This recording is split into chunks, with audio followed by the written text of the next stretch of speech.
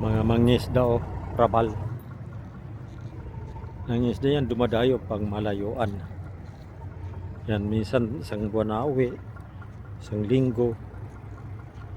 Yan.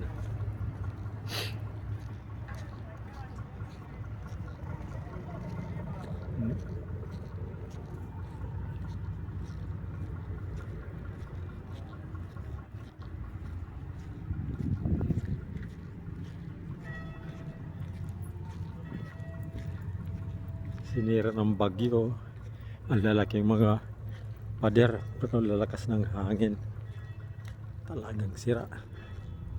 Yan.